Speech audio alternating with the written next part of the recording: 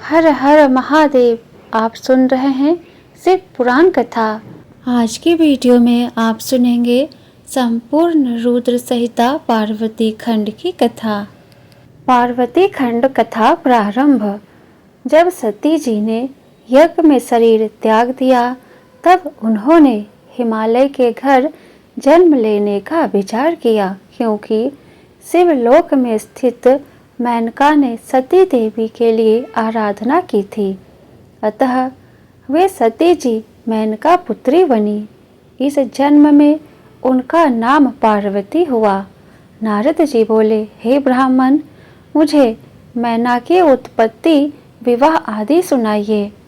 ब्रह्मा जी बोले, उत्तर दिशा में हिमालय नाम का एक राजा था, जो श्रेष्ठ पर्वत की सभी समृद्धियों से युक्त तथा बड़ा ही तेजस्वी था। उस पर्वत का दिव्य रूप है, जो सर्वांग सुंदर विष्णु का रूप संतों का प्रिय है। वह शैलराज हिमालय कहलाता है। उसने अपने कुल की वृद्धि के लिए विवाह की इच्छा की। सभी देवता पितरों के पास गए और बोले कि आप देव कार्य के लिए अपनी पुत्री मैना का विवाह हिमालय पर्वतराज के साथ कर दे। इससे सभी का भला होगा और देवताओं के पद पर आने वाली आपत्तियों का नाश होगा। पितृगणों ने अपनी पुत्रियों के श्राप की बात याद कर मैना का विवाह पर्वतराज हिमालय से कर दिया। उस उत्सव में ब्रह्मा, विष्णु, शिव आदि सभी देवता लोग आए। भारी आनंद रहा। विवाह उत्सव के बाद सभी देवता लोग मुनीश्वर शिव पार्वती का ध्यान कर अपने अपने लोक को चले गए। ब्रह्मा जी बोले, हे नारद, मेरे पुत्र दक्ष के 60 कन्याएं उत्पन्न हुई थी। उनमें स्वधा नाम वाली कन्या को पितरेश्वरों को प्रदान किया था। उनके 3 कन्याएं उत्पन्न हुई। बड़ी पुत्री का नाम मैना, मझली का नाम धन्या और तीसरी का नाम कलावती था। हे मुनीश्वर, एक समय में तीनों बहनें श्वेत द्वीप में विष्णु भगवान के दर्शन करने गई। उस समय वहाँ बड़ा भारी उत्सव हुआ। उसमें सनकादिक भी आए। सभी लोग सनकादिक के स्वागत में खड़े हो गए, परंतु ये तीनों बहनें खड़ी न हुई। इस पर क्रुद्ध होकर सनकादिकों ने श्राप दिया कि तुम तीनों श्रुति को जानने वाली थी, परंतु तुमने अभिमान के कारण नमस्कार नहीं किया। अतः तुम स्वर्ग से दूर जाकर मनुष्य बन जाओ। फिर इन तीनों बहनों ने सिर झुकाकर प्रणाम किया और प्रार्थना करने लगी, हे मुनीश्वर, तुम प्रसन्न हो जाओ। हम लोग मूढ़ हैं, ऐसी कृपा कीजिए जिससे हम स्वर्ग को प्राप्त कर ले। फिर शिव की माया से मोहित होकर सनत कुमार बोले, हे पितरों की कन्याओं, अब तुम प्रसन्न होकर मेरे वचनों को सुनो। यह बड़ी कन्या पर्वतराज हिमालय की कामनी होगी और पार्वती नाम की कन्या उत्पन्न करेगी, जो शिव की पत्नी होवेगी। दूसरी कन्या महायोगी जनक की पत्नी बनेगी, जिसके यहाँ महायोगिनी लक्ष्मी रूपा सीता जी उत्पन्न होगी। कलावती राजा वृषभानु की पत्नी होकर महामाया राधा को जन्म देगी। मैना को पार्वती का वरदान प्राप्त होगा कि वह कैलाश तक जाएगी। तुम पितरों की कन्या हो, अतः तुम पृथ्वी पर भी स्वर्ग के विलास को पाओगी। इस प्रकार कहकर मुनिराज अंतर ध्यान हो गए। वे तीनों बहनें अपने धाम को चली गई। मैना से विवाह करके हिमालय अपने घर आए और सुखदायक स्थानों में जाकर उनके साथ विहार करने लगे। फिर एक समय देवताओं के साथ विष्णु जी वहां आए। हिमालय ने उन्हें पाकर कहा, मैं आपके दर्शन करके कृतार्थ हुआ, मुझे क्या आज्ञा है? तब उन्होंने कहा, जगदम्बा सती जी के शरीर त्यागने की बात तो आपको विदित ही है। अब आप ऐसा प्रयत्न करें कि वे आपके यहाँ जन्म लेवे और देवताओं का कार्य हो। हरि भगवान के ऐसा कहने पर हिमालय ने तथास्तु कहा। सभी देवता शंकर भगवान की पत्नी उमा की स्तुति करने लगे। हे उमा, हे देवी, हे माता, आप सर्वदा शिवलोक निवासिनी हो और सर्वदा ही शिव को प्रिय हो। हे दुर्गे, हे महेश्वरी, हम सब आपको प्रणाम करते हैं। इस प्रकार उनकी सबने स्तुति की। जब देवताओं ने भगवती उमा की इस प्रकार स्तुति की तो कष्ट निवारणी दुर्गा देवी उनके समक्ष प्रकट हुई। सभी देवता उनको प्रणाम कर स्तुति कर कहने लगे, हे माता क्षमा कीजिए का तथा सनत कुमार के वचनों को पूर्ण कीजिए। अब तुम पृथ्वी पर अवतार लेकर शिव जी की पत्नी बनो और अपनी अद्भुत लीला से देवताओं को सुखी बनाओ। देवी ने शिव का स्मरण करके कहा, हे देवता, हे मुनियों, मैं अवश्य पृथ्वी पर अवतार धारण करूंगी तथा देवताओं का दुख दूर होगा। इस अवतार के और भी कारण है। पहले हिमाचल और मैना ने मेरी आराधना की है, अब भी भक्ति पूर्वक वे मेरी सेवा करती है। अतः मैं हिमाचल के घर उनकी पत्नी के गर्भ से प्रकट होऊंगी। मैं जानती हूँ कि मेरे शरीर त्यागने पर मेरे पति शंकर भगवान भी दिगंबर होकर मेरे वियोग को सहन नहीं कर पा रहे हैं। वे शक्ति नहीं पाते तथा निरंतर जागते ही रहते हैं। वे मेरा पानी ग्रहण करना चाहते हैं। अतः मैं शीघ्र ही अवतार लेकर तुम्हारा कार्य सिद्धि करूंगी। अब तुम अपने स्थान को जाओ और भगवान शिव का भजन करो। ब्रह्मा जी बोले, जब देवता हिमाचल तथा मैना को उपदेश करके गए तब से दोनों उमा देवी की आराधना में संलग्न हो गए। चैत्र मास से लेकर उन्होंने व्रत आराधना शुरू की तथा 27 वर्ष तक व्रत किया। व्रत की समाप्ति पर दुर्गा देवी प्रसन्न होकर प्रकट हुई और बोली, तुम वरदान मांगो। मैना ने 100 पुत्र मांगे तथा पुत्री के रूप में उमा देवी से स्वयं प्रकट होने की प्रार्थना की। इस प्रकार उमा देवी वरदान देकर प्रसन्न करके अंतर्ध्यान हो गई। कुछ समय बाद मैना के गर्भ से ज्येष्ठ पुत्र मैनाक का जन्म हुआ। वह इंद्र के द्वारा पर्वतों के पर काटने पर समुद्र में जा छिपा और समुद्र से मित्रता की। मैना तथा हिमाचल दोनों ही देवी उमा तथा भगवान रुद्र के ध्यान में निरंतर लगे रहते थे। उत्तम समय में मैना रानी ने गर्भ धारण किया और 10 मास पूर्ण होने पर उनके सती शिवा कल्याणी मैना के गर्भ से प्रकट हुई। तब उमा देवी कल्याण के रूप में प्रकट हो सांसारिक जीव की भांति रुदन करने लगी। उस कन्या के रुदन को सुनकर सब आनंदित हुए। उनके नामकरण आदि संस्कार कराए तथा अनेक प्रकार के दान आदि दिए। जगदम्बा भी नाना प्रकार की क्रीड़ाएं करने लगी और बड़ी हुई। एक बार नारद, तुम हिमाचल के घर शिव की प्रेरणा से गए। वहाँ हिमाचल ने तुम्हारा सत्कार कर कन्या पार्वती के भविष्य के बारे में पूछा। तुमने कहा, यह कन्या बड़ी भाग्यशाली है, परंतु इसका पति दिगंबर योगी, निर्गुण, काम वासना रहित, माता पिता से हीन, अभिमान रहित, अपवित्र तथा साधु वेशधारी होगा। यह सुनकर माता पिता महान दुखी हुए। परंतु हे नारद, तुमने कहा कि ये सभी लक्षण शुभ है कि भगवान शिव में ये सभी लक्षण है। अतः पार्वती को शिव की प्राप्ति के लिए तप करना चाहिए। ब्रह्मा जी बोले, एक बार मैना ने अपने पति से कहा, हे नाथ, पार्वती अब बड़ी हो गई है, उसके योग्य वर तलाश कीजिए। इस पर हिमाचल ने कहा, हे देवी, नारद जी की बात कभी झूठ नहीं हो सकती। पार्वती जी को शिव की तपस्या करने को कहो। इस प्रकार की बात सुनकर मैना की आंखों में आंसू भर आए।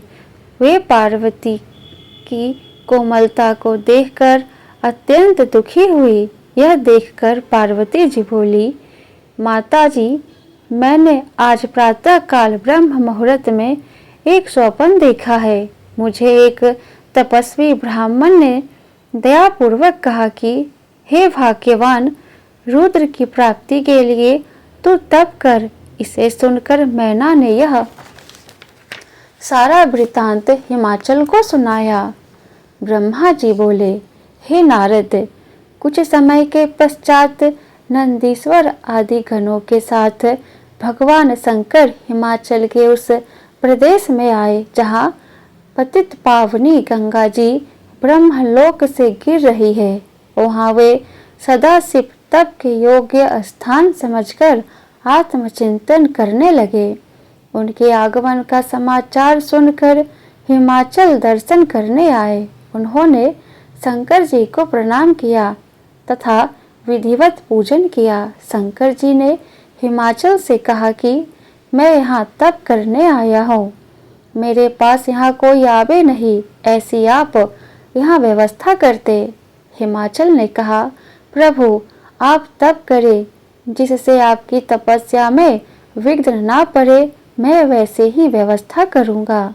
ऐसा कहकर उन्होंने सभी प्रकार की व्यवस्था कर दी। हे नारद, कुछ दिनों के पश्चात पुष्प, फल आदि लेकर पार्वती को साथ लेकर हिमाचल भगवान रुद्र के पास पहुँचे। वहाँ रुद्र को प्रणाम करके हिमाचल ने कहा, हे भगवान, यह मेरी कन्या पार्वती है, यह आपकी सेवा में ले आया हूँ, कृपया इसे अपनी दासी जानकर अंगीकार करें। हिमाचल की बात सुनकर सदाशिव ने नेत्र खोले और संपूर्ण सुंदर अंगों वाली उमा को देखा और हिमाचल से कहने लगे, हे हिमाचल, यह कन्या चंद्रमा के समान सुंदर रूपवती है, इसी कारण मैं इसका यहाँ आना पसंद नहीं करता, क्योंकि इस प्रकार की माया रूपी स्त्रियों से तपस्वियों की तपस्या भंग हो जाती है। इस प्रकार के शिवजी के वचन सुनकर हिमाचल व्याकुल एवं चिंतातुर हो गया। भगवान शंकर के वचन सुनकर पार्वती जी बोली, हे योगीराज, आपने जो कुछ पिताजी से कहा है उसका उत्तर मैं देती हूँ। हे अंतर्यामी, आपने जो तप करने का निश्चय किया है वह क्या शक्ति युक्त नहीं है? यही शक्ति सभी कर्मों की प्रकृति मानी गई है। इसी से चराचर जगत का पालन, संहार तथा रचना होती है। आप विचारें कि यह प्रकृति क्या है और आप कौन है? यदि प्रकृति ना हो तो शरीर तथा स्वरूप किस प्रकार शक्ति का पूजन ध्यान करे तो जगत का क्रम चलता रहे। यह सुनकर सदाशिव बोले, हे पार्वती जी, मैं तप द्वारा प्रकृति का नाश कर चुका हूँ, अब तत्व रूप में स्थित हूँ। इस पर पार्वती जी हंसकर बोली, हे योगीराज, आप किस प्रकार की बात कर रहे हैं? थोड़ा विचार कर कहे, यदि आपने प्रकृति का नाश कर डाला है तो आप किस प्रकार विद्यमान है? संसार के सभी कार्य हुआ करते हैं, क्या आप प्रकृति तत्व को नहीं पहचान रहे? मैं प्रकृति हूँ और आप पुरुष हो। आप मेरी कृपा द्वारा ही सगुण होकर निष्ठावत हो, नहीं तो किसी भी कार्य करने में समर्थ नहीं हो। इस पर शिवजी बोले, हे हिमाचल कन्या, यदि मैं माया रहित परमेश्वर हूँ तो तुम श्रद्धा पूर्वक मेरी सेवा में तत्पर हो जाओ। और हे हिमाचल, हम तप करने की इच्छा रखते हैं। तुम्हारी यह कन्या नित्य हमारे दर्शन करने आ सकती है। उसी दिन से पार्वती जी भगवान शिव के दर्शन करने नित्य जाने लगी। वहाँ षोडशोपचार पूजन करके नित्य चरणामृत लेती। इधर तारकासुर के भय से पीड़ित हुए मुनि तथा इंद्रादिक देवता ब्रह्मा जी से बोले कि कोई उपाय करो जिससे शिवजी पार्वती जी को ग्रहण करे और हमारा कार्य सिद्ध हो। देवताओं ने कामदेव को भेजा, परंतु शिव पर उसकी कला का कोई असर नहीं हुआ। उल्टे शिव जी ने उसे जला दिया। नारद जी ने पूछा, हे ब्रह्मा जी, वह तारकासुर कौन था जिसने देवताओं को पीड़ित कर रखा था? शिवजी महाराज ने काम को क्यों भस्म कर दिया? शिवजी की इन अद्भुत लीलाओं का वर्णन कीजिए। ब्रह्मा जी बोले, हे नारद, मरीचि के पुत्र जो कश्यप हुए हैं, उन्हें दक्ष की कन्या दिति विवाहित थी। उससे हिरण्यकश्यप और हिरण्याक्ष दो पुत्र हुए, जिन्हें विष्णु जी ने वराह और नरसिंह रूप धारण करके मारा। उनके बाद दिति के गर्भ को इंद्र ने पेट में ही खंड खंड कर दिया, जिससे उसके 49 पुत्र हुए जो मरुतगण हुए और वे स्वर्ग को चले गए। इसके बाद दिति ने 10,000 वर्ष तक तप किया, जिससे प्रसन्न हो कश्यप जी ने पराक्रमी पुत्र उत्पन्न किया। उसका नाम वज्रांग हुआ। उसने माता की आज्ञा से देवों को जीतकर उनका राज्य ले लिया। फिर ब्रह्मा और कश्यप जी ने जाकर उससे बंदी देवताओं को छुड़ाया।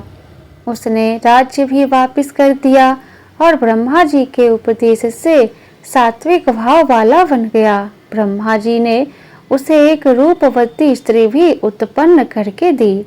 स्त्री ने पति से महापराक्रमी विष्णु को भी जीतने वाला पुत्र मांगा।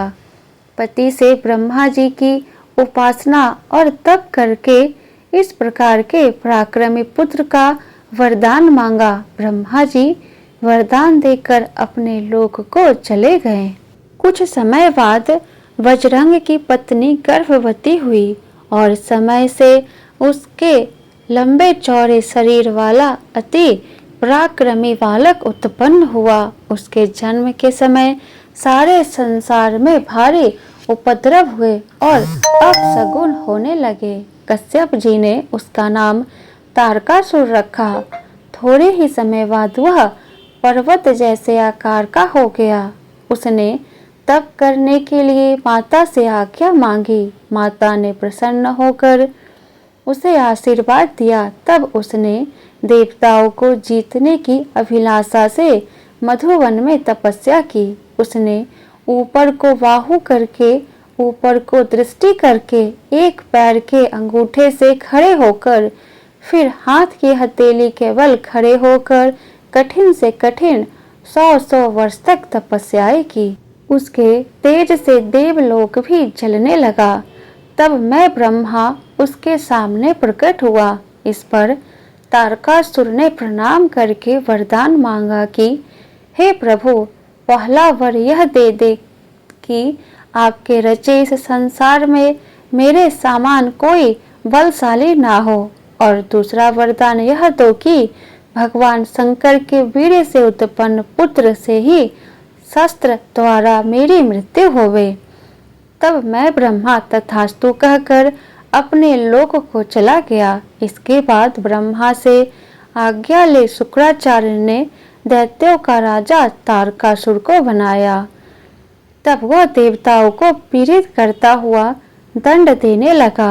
इंद्र ने डर कर खजाना, ऐरावत, हाथी, उच्च श्रेवा, घोड़ा आदि दिए।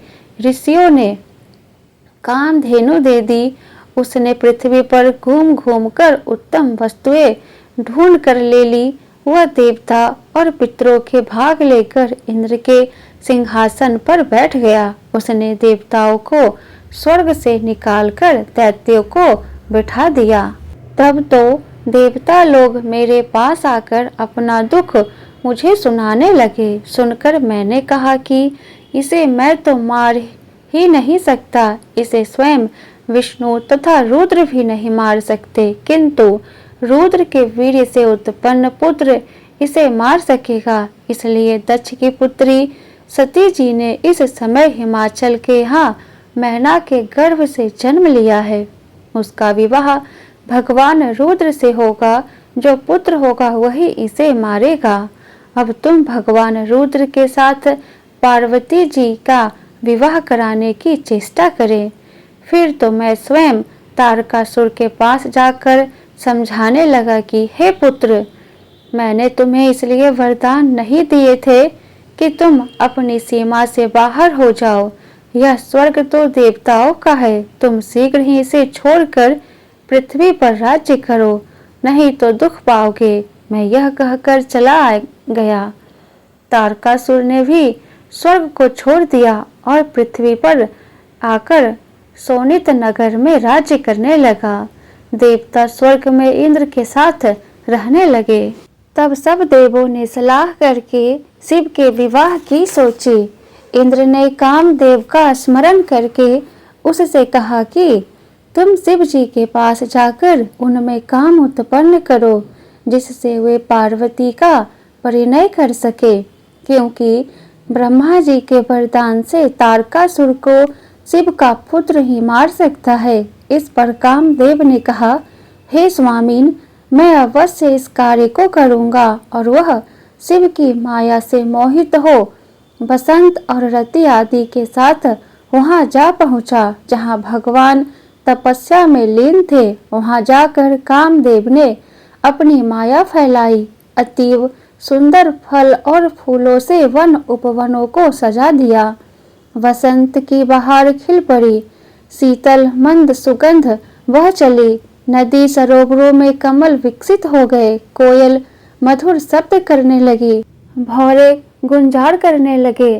तब कामदेव ने संपूर्ण जगत को मुग्ध करने वाला वाण चलाए, परंतु शिव जी पर इसका कुछ भी असर नहीं हुआ। उसी समय जगत जननी माँ पार्वती जी भी सखियों सहित पूजा करने आई। वे कामदेव की मानो सहायक हो गई।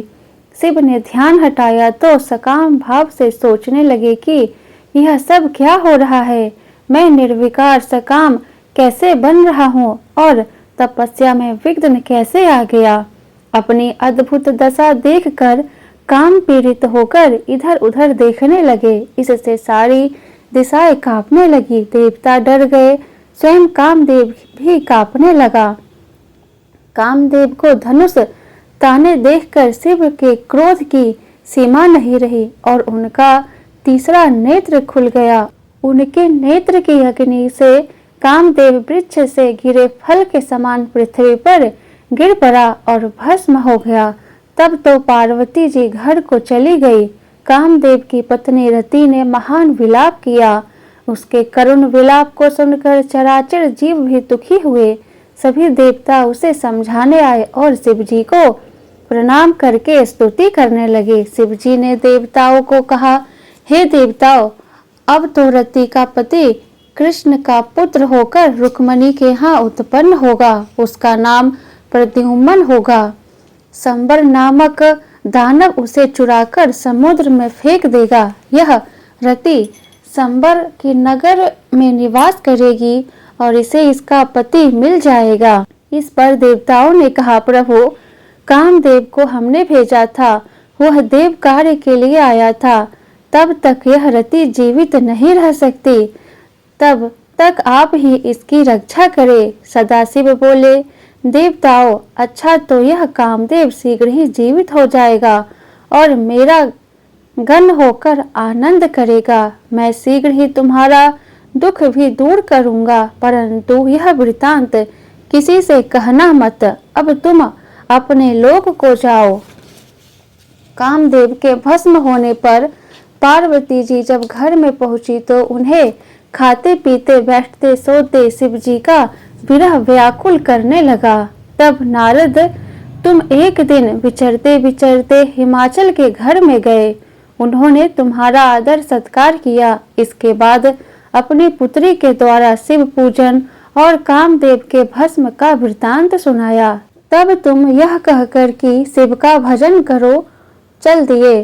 फिर तुम पार्वती जी के पास गए और बोले, हे पार्वती जी, तुमने बिना तप किए भगवान शंकर को पाने की इच्छा की थी और तुम्हें इससे अभिमान हो गया था।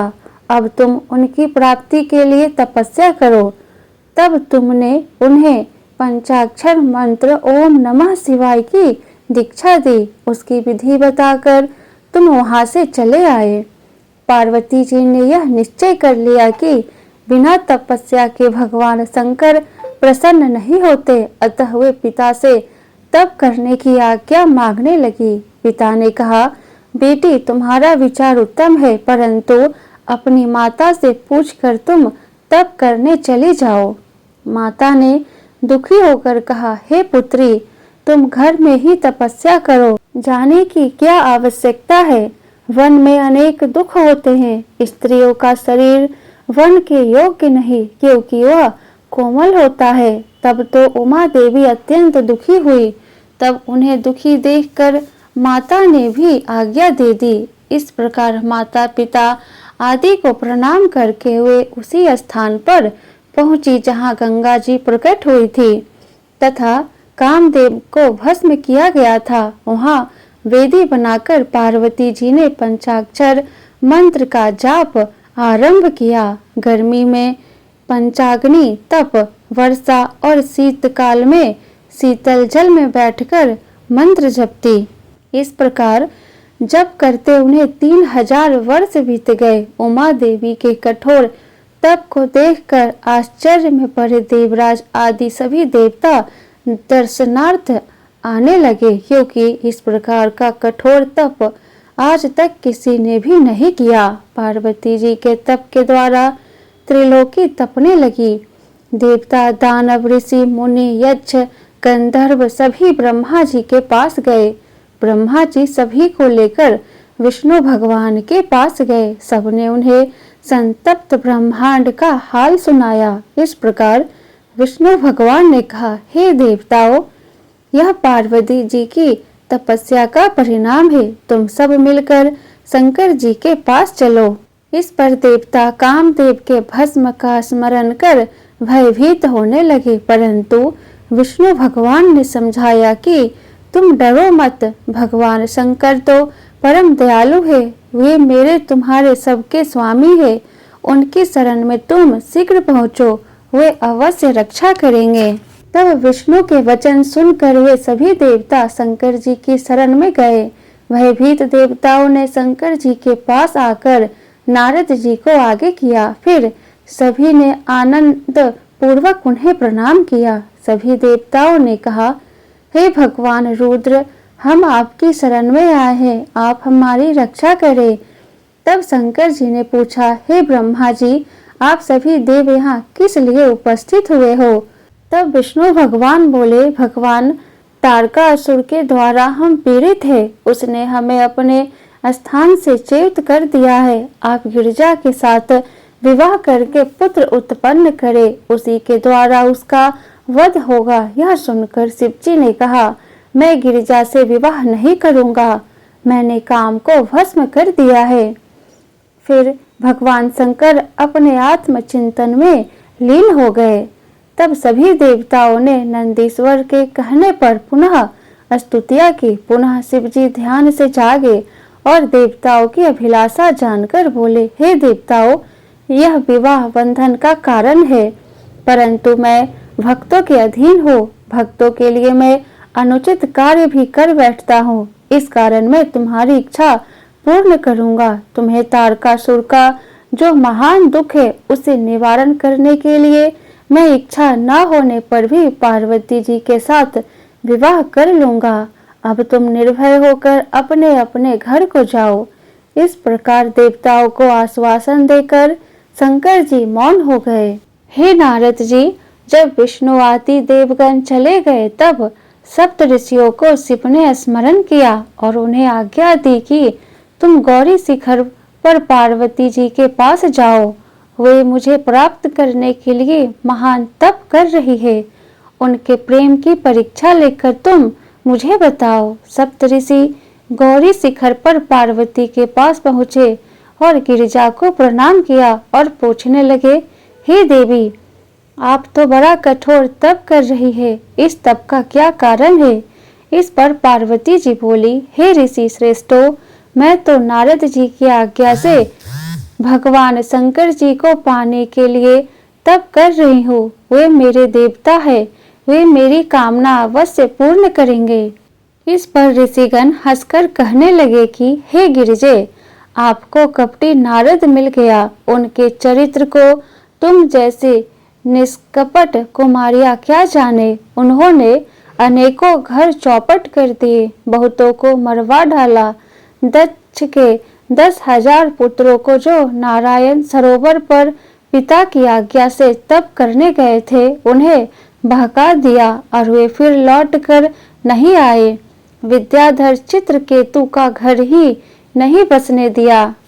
तुमने उसके वचनों का विश्वास करके महा निर्जल अमंगल मूर्त नग्न भूत प्रेतों का संगी पति पाने का विचार किया है। उसने दक्ष कन्या सती को पाकर ही क्या सुख दिया, वह भी पिता के यज्ञ में जाकर भस्म हो गई। वह स्त्री से अलग रहने वाला तुम्हें क्या सुख दे सकता है? तुम हट छोड़कर घर चली जाओ। सप्त ऋषियों के यह वाक्य सुनकर हंसकर पार्वती जी कहने लगी, आप जो कह रहे हैं वह सत्य नहीं। मैं पर्वत राज की पुत्री होने से कठिन तप से घबराती नहीं। नारद जी ने तो मेरा परम हित किया है। हर मनुष्य शिव जी को प्राप्त नहीं कर सकता। मैं शिव के परम तत्व को जान गई हूँ। हे ऋषियों, यदि शिव से मेरा विवाह ना हुआ तो क्या चिंता है? मैं कुंवारी रहकर ही उनका भजन ध्यान करूंगी। संसार के सभी पदार्थ धर्म छोड़ दे, सूर्य इधर का उधर उदय हो जाए, किंतु मेरी प्रतिज्ञा अटल रहेगी। यह कहकर पार्वती जी चुप हो गई। उनका दृढ़ संकल्प देखकर सप्त ऋषि उन्हें आशीर्वाद देकर भगवान शिव के पास लौट गए। सप्त ऋषियों ने जाकर सारा वृतांत शिव जी से निवेदन किया। इसके पश्चात शिव जी भी दंडी का रूप धारण करके पार्वती जी के पास पहुँचे। वहां पार्वती ने उनका सत्कार किया। दंडी ब्राह्मण ने पूछा, हे युवती, आप पति से रहित अकेली कठिन तप कर क्यों कर रही हो? तुम किस की पुत्री हो? तब तो पार्वती ने कहा, हे ब्राह्मण, मैं हिमाचल की पुत्री पार्वती हूँ। पूर्व जन्म में मैं ही दक्ष कन्या सती थी। पति के अपमान के कारण मैंने देह का त्याग कर दिया था। अब भी मेरे प्राणनाथ कामदेव को जलाकर कहीं चले गए हैं। तप के द्वारा मेरा मनोरथ पूर्ण नहीं हो रहा है, अतः मैं अग्नि में जलकर मरना चाहती हूँ। इतना कहकर पार्वती जी अग्नि में प्रवेश कर गई, किंतु अग्नि भी चंदन के समान शीतल हो गई। इसके बाद पार्वती जी ने उन ब्राह्मण वेशधारी शिव से कहा, हे ब्राह्मण देव, मैं कर्म वाणी द्वारा भगवान शंकर को पति बनाना चाहती हूँ। यह भी जानती हूँ कि यह अत्यंत कठिन है, फिर भी मेरा उत्साह भंग नहीं हुआ है। तब वे ब्राह्मण बोले, हे देवी, तुम भूल कर रही है। मैं गुरु कृपा से शिव जी को भली प्रकार जानता हूँ। वे बूढ़े बैल पर चढ़ते हैं, सदा नग्न रहते हैं, भस्म जटा विभूति धारण करते हैं। सती ने भी उनके साथ रहकर कौन सा सुख पाया था? तुम भूल रही हो, तुम तो परम सुंदरी हो। तुम्हें चाहिए कि विष्णु, इंद्र आदि देवता में से किसी को अपना पति बनाओ। शिव को पति बनाना तो मुझे अनुचित लगता है, उसमें वर योग कोई भी गुण नहीं है। यह सुनकर पार्वती जी उस ब्राह्मण से अत्यधिक क्रोध करके कहने लगी। पार्वती बोली, हे ब्राह्मण, इस प्रकार की शिव निंदा करके सप्त ऋषि भी यहाँ से चले गए। तुम उनको नहीं जानते। ब्रह्मा विष्णु उन्हीं की रक्षा में सुख पा रहे हैं। वे जगत के पिता हैं। उनकी आयु का कौन अनुमान कर सकता है। 8 सिद्धियां उनके चरणों में सिर झुकाती है। सर्वसमर्थ शिव की निंदा करने वालों को कहीं भी स्थान नहीं मिलता। अब तुम शिव की निंदा ना करना। इतना कहकर पार्वती जी चुप हो गई और शिव के ध्यान में लग गई। इस पर ब्राह्मण ने कुछ कहना चाहा, परंतु पार्वती जी ने अपनी सखी से कहा, विद्या, इस नीच ब्राह्मण को यहाँ से निकाल दो। यह फिर शिव की निंदा करेगा, क्योंकि शिव की निंदा करने वाला ही दोषी नहीं होता, वरन उनकी निंदा सुनने वाला भी पाप का भागी होता है। नहीं तो मैं ही यहाँ से स्थान छोड़कर जाती हूँ। ऐसा कहकर पार्वती जी जाने को तैयार हुई। तभी शिव जी अपने वास्तविक रूप में प्रकट हो गए और बोले, हे पार्वती, तुम कहाँ चली? तुम्हारे समान त्रिलोकी में तपस्वी नहीं है। मैंने तुम्हारी खूब परीक्षा ली है। तुमने मुझे तपस्या के द्वारा अधीन कर लिया है। हे प्राणेश्वरी, तुम तो मेरी अनादि पत्नी हो। मैं तुम्हारे वश में हूँ। मैंने तुम्हें नहीं छोड़ा है, तुम ही मुझे छोड़ रही हो। शंकर भगवान की यह वाणी सुनकर पार्वती जी अत्यंत प्रसन्न हुई। पार्वती बोली, हे प्राणनाथ, आपने मुझे क्यों भुला दिया है? अब आप मुझे पत्नी रूप में स्वीकार करें तथा मेरे पति होवे। मैं यह सारा वृतांत अपने घर में जाकर पिताजी से कह देती हूँ। आप मेरे पिताजी से जाकर कहे कि मुझे अपनी कन्या का सौभाग्य दो और कन्या दान करके तुम भी पुण्य के भागी बनो। इस प्रकार पार्वती जी शंकर को प्रणाम करके चुप हो गई। तब शिव जी तथास्तु कहकर कैलाश पर पधारे। वहाँ नंदीश्वर आदि गणों को यह शुभ समाचार कहा तो वे परम प्रसन्न हुए। इसके बाद पार्वती जी अपने पिता के पास घर को चल पड़ी। उनका आगमन सुनकर हिमाचल और मैना अपने पुरोहित तथा संबंधियों के साथ विमान पर चढ़कर उन्हें लेने आए। यह शुभ समाचार सुनकर पुरवासी भी आए। सबने यह जय जयकार किया। ब्रह्मा जी बोले, हे नारद जी, श्री पार्वती जी की सदाशिव में भक्ति को देखकर इंद्रादिक देवता विचार करने लगे कि हिमाचल कन्यादान करके दुर्लभ मोक्ष को प्राप्त कर लेगा। हिमाचल तो दिव्य रूप धारण करके शिवलोकगामी हो जाएगा। यह अच्छा नहीं। इस प्रकार विचार कर वे गुरु बृहस्पति के पास गए। उन्हें जाकर संपूर्ण वृतांत सुनाया। तब बृहस्पति ने कहा कि आप शिव की निंदा ना करें, यह मेरे वश का नहीं। तब देवता ब्रह्मा जी के पास पहुँचे और उनसे कहा कि हे प्रभु, ऐसा करो कि हिमाचल शिव को कन्यादान ना करे। ब्रह्मा ने कहा कि क्या मैं शिव जी की निंदा करके नरकगामी बनूं? तुम स्वयं ही वहाँ क्यों नहीं जाते, जिससे तुम्हारा मनोरथ स्वयं सिद्ध हो जाए। तब सभी देवता स्वयं ही सदाशिव के पास कैलाश पर गए और बोले, हे प्रभु, हम आपकी शरण में आए हैं, और उन्हें प्रार्थना करके अपना कष्ट सुनाया। सदाशिव ने उनकी बात मान ली। फिर स्फटिक माला धारण करके वैष्णव रूपी सन्यासी का रूप धारण करके हिमाचल की सभा में गए। वहां वे शिव की निंदा करने लगे। इससे मैना तथा हिमाचल ने शिव को कन्यादान न करने का निश्चय लिया। जब ब्राह्मण वेशधारी ने शिव की निंदा की तो मैना घबरा गई और पार्वती को शिव जी के लिए न देने का निश्चय किया कि मैं कुरूप शिव जी को अपनी कन्या न दूंगी, चाहे मैं विष खा लूंगी और इसे समुद्र में धकेल दूंगी, किंतु शिव को नहीं दूंगी। इस प्रकार कहकर मैना रोने लगी। इधर महादेव जी ने कैलाश पर पहुंचकर सप्त ऋषियों को बुलाया और सभी वृतांत सुनाया और कहा कि मैं पार्वती की तपस्या से प्रसन्न हो उसके साथ विवाह करना चाहता हूँ, लेकिन अब हिमाचल मेरे साथ विवाह नहीं करना चाहते।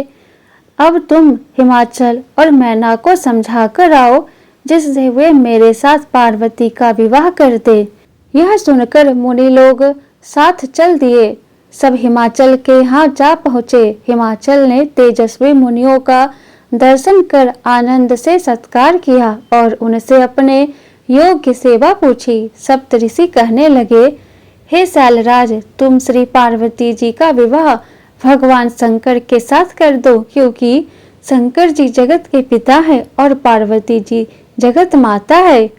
इससे तुम अपना जीवन सफल कर लो। यह सुनकर हिमाचल बोले, हे ऋषिगण, आप यह सत्य कह रहे हैं, किंतु अभी अभी एक वैष्णव ब्राह्मण ने आकर मुझे शिव के दोष बताए हैं और पार्वती की माता कोप भवन में बैठी है और वे कहती है कि मैं अपनी बेटी का विवाह शिव से कदापि नहीं करूंगी। इतना सुनकर सप्त ऋषियों ने पार्वती की माता के पास असंधति को भेजा। उसने मैना को बहुत समझाया और शिव तथा पार्वती के बारे में यथार्थ ज्ञान कराया। ऋषियों ने भी राजा हिमाचल को बहुत समझाया। उन्होंने कहा, पार्वती को शिव को देकर ससुर बनने का सौभाग्य प्राप्त करो। उनके सेवक धनपति कुबेर है, ब्रह्मा विष्णु उनके अंग है। तुमने यदि प्रेम से उन्हें कन्यादान न किया तो वे बलपूर्वक तुम्हारी कन्या के साथ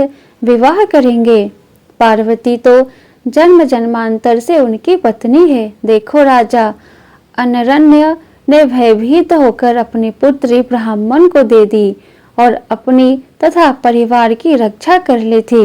ब्रह्मा जी बोले, हे नारद, इस प्रकार राजा अनरण्य का नाम सुनकर हिमाचल ने उनकी पूरी कथा सुननी चाहिए। इस पर वशिष्ठ जी कहने लगे, हे पर्वतराज, 14वें मनु इंद्र सर्वनी नाम के हुए। उन्हीं के वंश में राजा अनरण्य हुए। वे भगवान शंकर के प्रिय भक्त थे। 7 द्वीपों के ये अधिपति थे। इन्होंने अपने कुल के भृगु जी को आचार्य बनाकर 100 यज्ञ किए। उनके 5 रानियां थी। उनके 100 पुत्र तथा 1 कन्या थी। वह लक्ष्मी के समान सुंदर और पद्मा नाम वाली थी। यह कन्या राजा और रानियों को बहुत प्यारी थी। एक बार पिपलाद ऋषि ने एक मनुष्य को वन में अपनी स्त्री के साथ विहार करते देखा। ऋषि के मन में इससे काम वासना जागृत हो गई। तब स्त्री किस प्रकार मिले यह विचार उत्पन्न होता रहा। एक बार उन्होंने पुष्पभद्रा नदी पर स्नान करते राजा अनरण्य की कन्या पद्मा को देखा। वे उसकी सुंदरता पर मोहित हो गए। पूछने पर आसपास के लोगों ने परिहास में उनसे कहा कि क्या आप इस पर मोहित हो गए हो? यह राजा अनरण्य की पुत्री है, आप उनसे मांग लो। इस पर ऋषि लज्जित हो गए। उनके मन में उसे पाने की भारी लालसा थी। शीघ्रता पूर्वक स्नान आदि कर्म करके वे राजा की सभा में पहुँचे।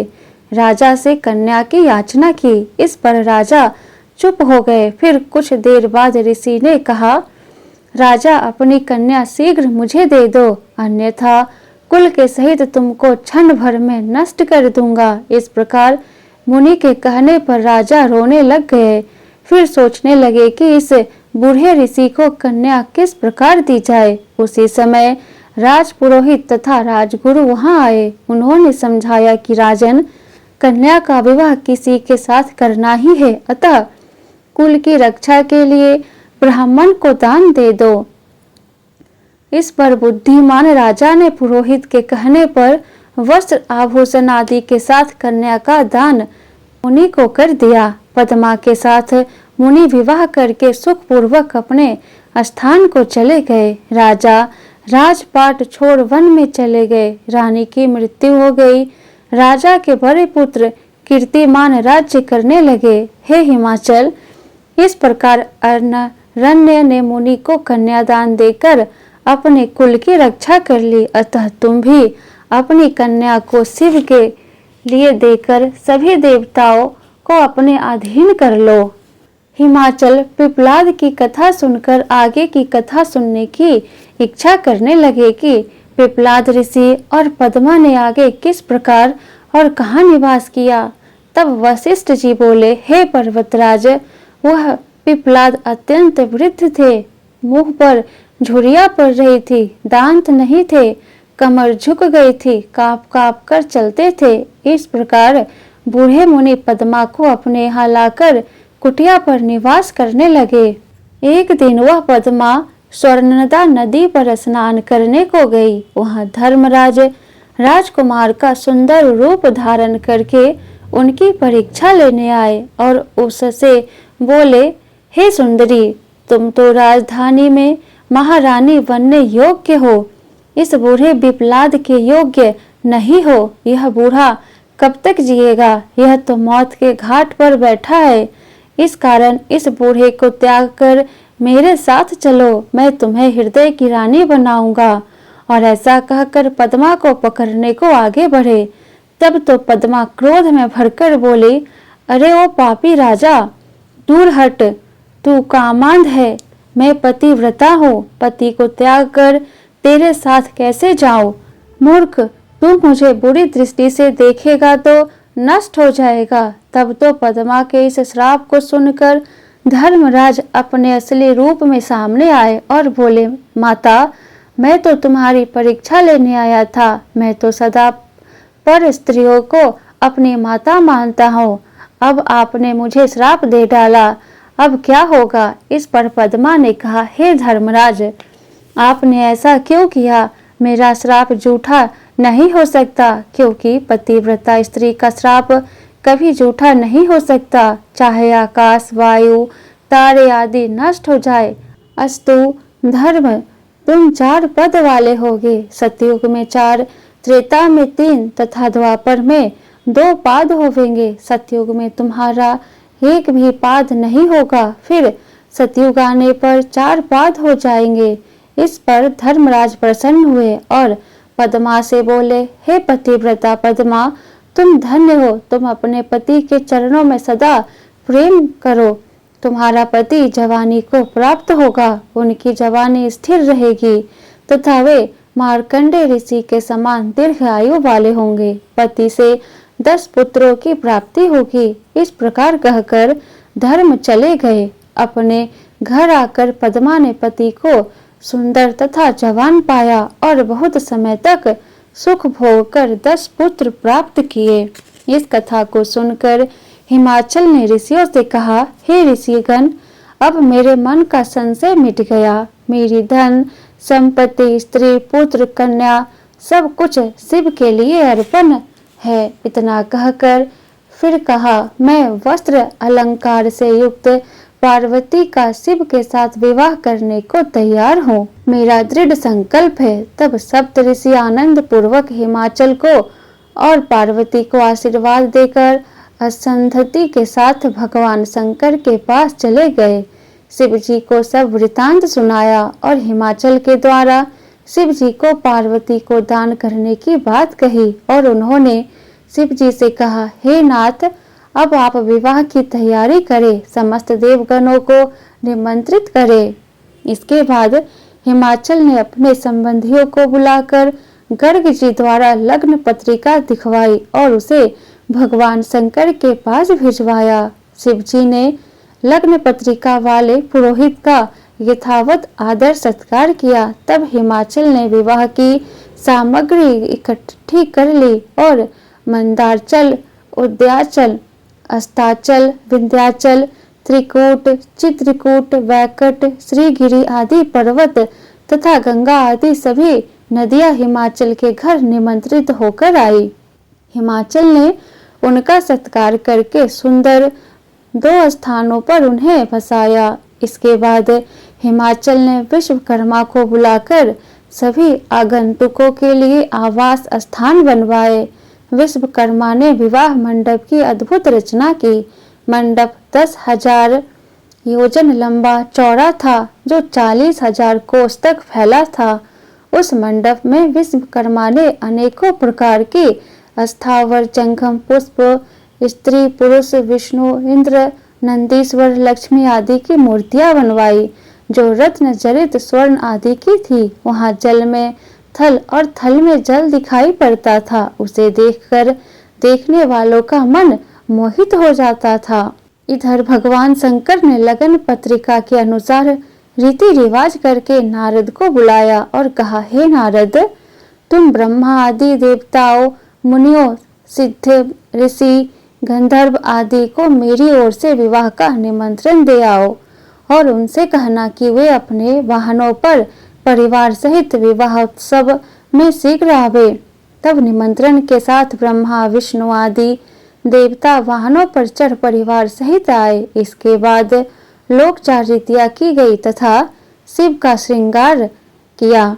तीसरा नेत्र मुकुट बन गया, चंद्रमा का तिलक धारण किया, कंठ में पड़े सर्पों के फन ऊंचे उठने पर कुंडल बन गए, चिता की भस्म से शरीर चमकने लगा, बाघंबर को और मृग चर्म को वस्त्रों की जगह धारण किया। फिर विष्णु जी ने कहा, हे प्रभु, आप गुहासुना विधि से विवाह करें, जिससे आगे लोक में भी इस विधि का अनुसरण हो।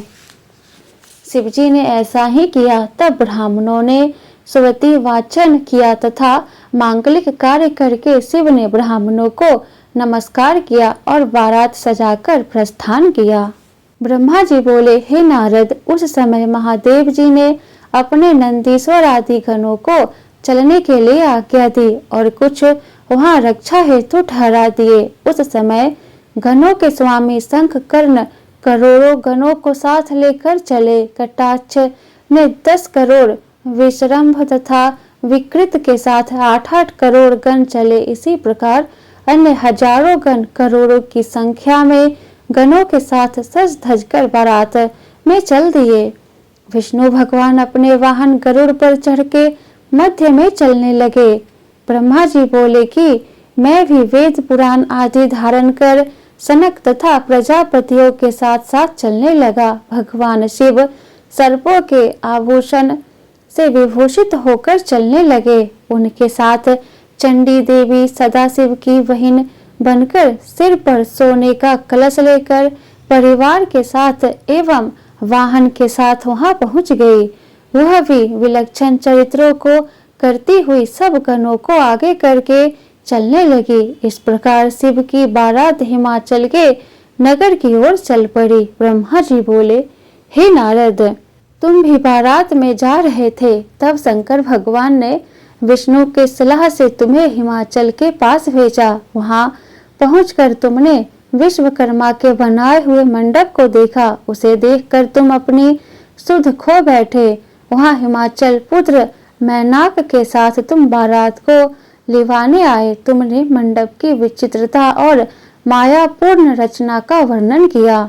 इंद्र डरने लग गया कि मैंने त्वष्टा के पुत्र को मारा दिया था तथा पर्वतों के पंख काट दिए थे, इससे मेरे ऊपर कोई बदला लेकर प्रहार आदि न करे। इस पर विष्णु भगवान ने कहा, हमारे नाथ शंकर जी साथ है, अतः हमें हिमाचल की माया का कोई डर नहीं है। तब हिमाचल के पुत्रों को आगे करके सभी देवता भगवान के साथ हिमाचल के पुर में पहुँचे। भगवान शंकर की बारात को आया हुआ जानकर हिमाचल पर्वतों को साथ ले अगवानी को आया। शिव बारात को देखकर हिमाचल चकित हो गए। जिस प्रकार पश्चिम और पूर्व के समुद्र आपस में मिलते हैं, उसी प्रकार देवता तथा पर्वत परस्पर मिले। फिर शंकर भगवान की आज्ञा से सभी को यथा स्थान ठहराया।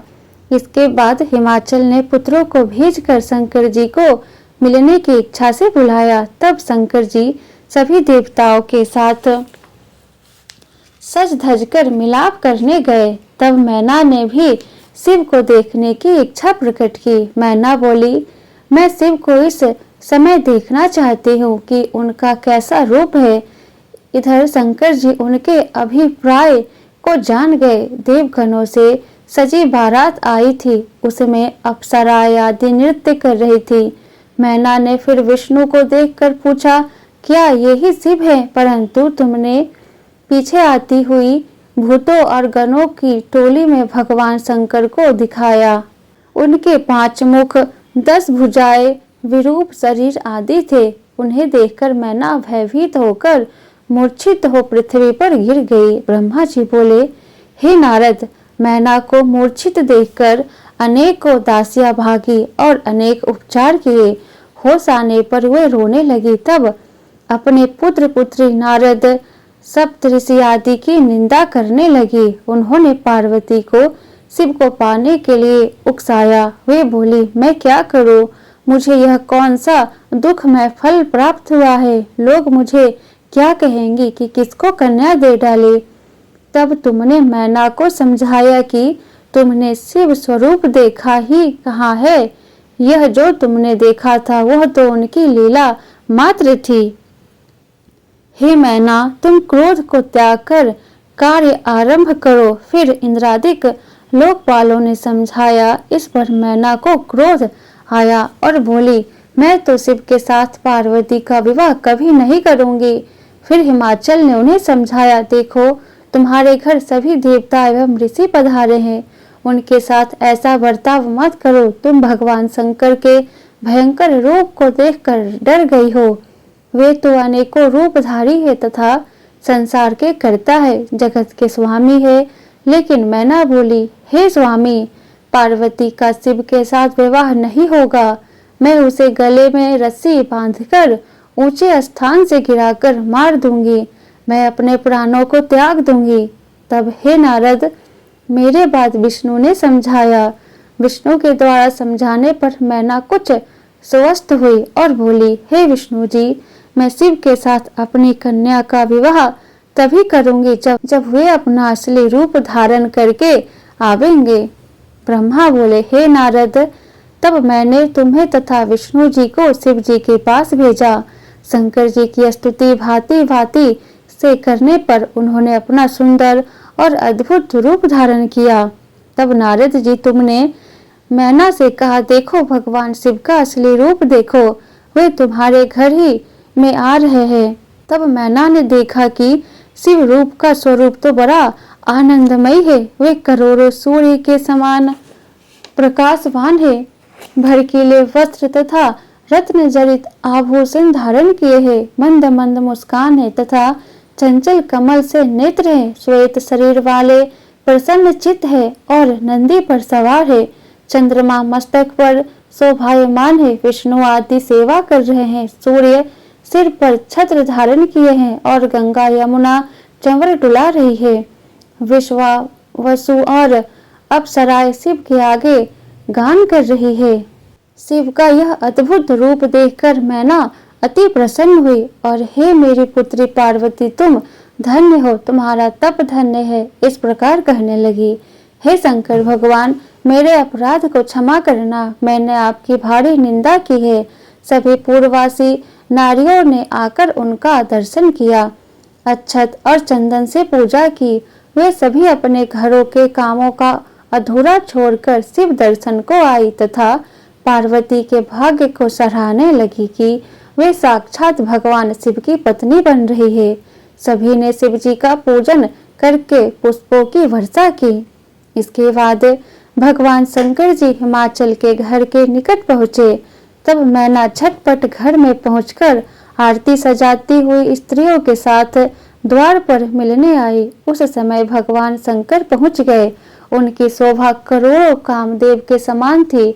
सुंदर श्वेत वर्ण त्रिनेत्रधारी सुगंधित मालती पुष्पों की माला धारे, रत्न जड़ित मुकुट, बाजूबंद मणि जड़ित गरे आदि रत्न जड़ित स्वर्ण के आभूषण पहने, नाना प्रकार के विचित्र चमकीले वस्त्र धारण किए हुए, चंदन अगर कस्तूरी से सुगंधित तरुण रूपधारी, मंद मुस्कान करते हुए सर्वांग सुंदर भगवान शंकर के इस प्रकार मैना को दर्शन हुए। तब उनकी प्रसन्नता का कोई ठिकाना ही ना रहा। मैना ने बड़े प्रेम से उनकी आरती उतारी। उसके बाद जगत माता पार्वती सुंदर श्रृंगार से युक्त होकर कुल देवताओं को पूजने के लिए निकली। इधर हिमाचल ने भगवान शंकर का वेद विधि पूर्वक उपविष्ट संस्कार भी कराया। फिर गिरिजा को वैदिक रीति से स्नान कराया तथा शिव जी के द्वारा दिए गए वस्त्र आभूषण आदि पहनाए। इसके बाद गंगाचार्य ने हिमाचल से कहा, हे पर्वतराज, लग्न का समय निकट है, अब आप शंकर जी को बुलाइए। तब ब्राह्मणों ने जाकर भगवान शंकर, विष्णु आदि देवताओं से कहा कि कृपा कर कन्यादान आदि के लिए पधारे। तब सभी देवताओं के साथ भगवान शंकर बैल पर सवार हो हिमाचल के घर पधारे। इसके बाद कन्यादान का समय हुआ। पार्वती जी की माता स्वर्ण कलश लिए हिमाचल की बाई ओर आकर बैठी। हिमाचल ने शिव जी से कहा, शंभु आप अपना गोत्र, प्रवर, कुल, नाम, वेद, शाखा आदि का उच्चारण करके ब्राह्मणों को बतावे। यह सुनकर महादेव जी तो चुप हो गए और नारद जी ने वीणा की झंकार कर दी और हिमाचल से कहा, इनका गोत्र कुल क्या पूछते हो? ये तो जगत के पिता है, करता है। इनका गोत्र कुल तो नाद ही है। शिव स्वयं नादमय है और नाद स्वयं शिवमय है। इन दोनों में कोई भेद नहीं है। इस पर हिमाचल आश्चर्यचकित हो गए। इधर देवता ऋषि जय जयकार करने लगे। इसके बाद संकल्प पूर्वक हिमाचल ने कहा, हे सकल जगत के ईश्वर भगवान सदाशिव, आपको मैं कन्यादान करता हूँ। आप इसे धर्म पत्नी के रूप में स्वीकार करें। यह कहकर जल सहित कन्या का हाथ सदाशिव के हाथ में दिया। जय जयकार की ध्वनि गूंज उठी। अप्सराएं नृत्य करने लगी। सभी प्रसन्न हुए। हिमाचल ने रत्न आभूषण, गौएं, दासियां, हाथी, रथ आदि वस्तुएं दहेज में प्रदान की। तब मुनि जन और देवता शिव और पार्वती का अभिषेक करने लगे। ब्रह्मा जी बोले, हे नारद, इसके बाद मेरी आज्ञा पाकर ब्राह्मणों ने अग्नि स्थापना कराया। फिर ऋग, यजुर, साम आदि वेदों से हवन कराया। पार्वती जी के भाई मैनाक ने पार्वती जी को खिले दी। फिर मर्यादा के अवतार अग्नि परिक्रमा करने लगे। हे नारद, तब मैं पार्वती जी के चरणों को देखकर काम पीड़ित हो गया और मेरा वीर्य प्राप्त हो गया। इस मेरे कृत्य को शंकर जी ने देख लिया। इससे सभी देवता थर थर कांपने लगे। तब सभी देवता हाथ जोड़कर बोले, हे भगवान, आप क्षमा करें, आप प्रसन्न हो। मुनिजन आपके चरणों का आश्रय लेते हैं। अनेकों प्रकार की स्तुति पर भगवान सदाशिव ने मुझे क्षमा कर दिया। हे नारद, जब मैंने अपने वीर्य को पांवों से मोड़ दिया तो उनके अनेकों कण हो गए। उससे उनके हजारों वाल्य खिले ऋषि हो गए। वे सभी बड़े तेजस्वी थे। वे उठकर मुझे पिता कहकर पुकारने लगे। तुमने उनसे कोपित होकर कहा, हे ऋषियों, तुम्हारा यहाँ कोई कार्य नहीं। तुम गंधमादन पर्वत पर जाकर सूर्य के शिष्य होकर तप करो। तब वे भगवान शंकर को प्रणाम करके गंधमादन पर्वत पर चले गए। हे नारद, उस समय रति कामदेव की भस्म एक पोटली में लेकर शंकर जी की शरण में आई और बोली, हे प्रभु, आपके इस विवाह में सभी स्त्रियां तथा चराचर जगत प्रसन्न है।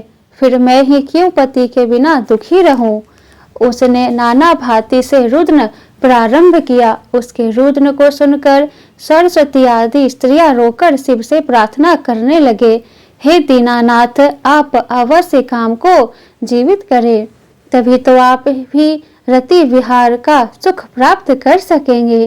प्रार्थना सुनकर सदाशिव ने भस्मी की पोटली पर कृपा की दृष्टि की। उससे कामदेव जिंदा हो गया। उसने उठकर शिव को प्रणाम किया। शिव जी ने कहा, तुम वरदान मांगो। कामदेव ने कहा, प्रभु, अपने चरणों की भक्ति प्रदान करो तथा आपके भक्तों में मेरा अनुराग बना रहे। शिव जी ने कहा, मैं तुम पर बहुत प्रसन्न हूँ। तुम अब निर्भय विचरण करो और विष्णु जी के पास बैठो।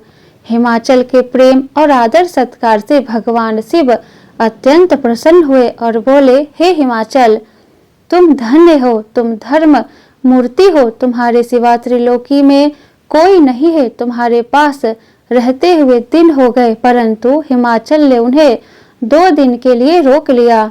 2 दिन बाद सप्त ऋषियों के द्वारा देवताओं ने कहलाया कि सदाशिव आज जाने का निश्चय कर चुके हैं तथा देवता भी अपने अपने स्थान को जाएंगे। इस पर मैना ने शिव जी को बुलाकर पार्वती को उन्हें भेंट किया तथा बोली, हे कृपा निधे, मेरी यह पुत्री पार्वती आपकी जन्म जन्मांतरों की दासी है। यह आपकी सेवा करेगी। इसको प्रेम पूर्वक पालना। इसे आपकी निंदा में भारी व्याकुलता होती है। इसे संसार का कुछ भी ज्ञान नहीं। इस प्रकार मैना रोने लगी। तब शंकर जी ने उसे बार बार बहुत समझाया। सप्त ऋषियों ने कहने पर हिमाचल ने मैना से कहकर पार्वती जी को विदा के लिए तैयार कराया। मैना ने पार्वती का सुंदर श्रृंगार कराया। फिर एक ब्राह्मण की स्त्री ने आकर पार्वती जी को पतिव्रता स्त्री का धर्म समझाया। पति के भोजन करने के बाद भोजन करे तथा पति के सोने के बाद सोवे। पति से कभी बोध न करे, उसकी आज्ञा का प्रेम पूर्वक पालन करे। पतिव्रता कभी द्वार पर खड़ी ना होवे, दूसरे के घर बिना कारण ना बैठे। पति के काम की वस्तुएं तथा स्थान घर के काम संभाल कर रखे। घर के काम काज की चतुर होवे।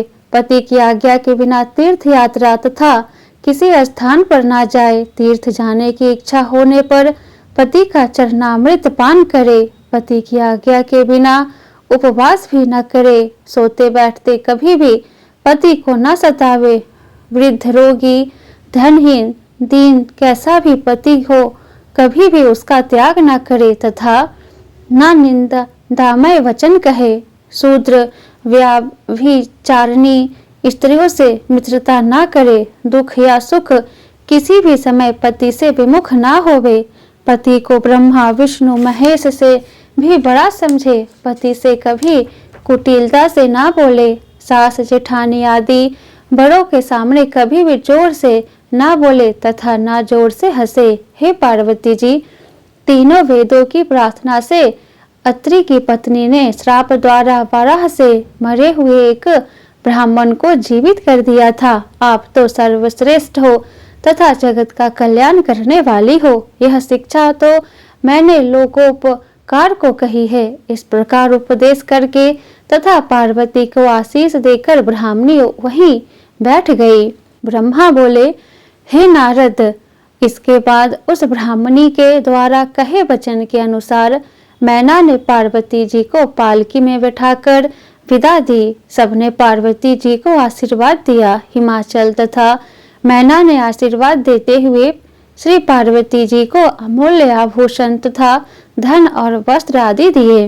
तत्पश्चात हिमाचल ने महादेव जी को प्रणाम किया और विष्णु जी आदि देवों से गले लगाकर मिले। फिर सबको कुछ दूर तक पहुंचाने गए और देवताओं से आज्ञा लेकर हिमाचल घर लौट आए। इसके बाद शंकर भगवान सभी के साथ कैलाश पर आ गए। वहां सदाशिव ने लोक को रीति के अनुसार सभी बारातियों को अत्यंत स्वादिष्ट भोजन कराया। फिर सभी देवता शिव जी की आज्ञा लेकर एवं उन्हें प्रणाम करके अपने अपने लोक को गए। इति रुद्र सहिता पार्वती खंड समाप्त। बोलो शिव शंकर भगवान की जय, शिव गौरी की जय।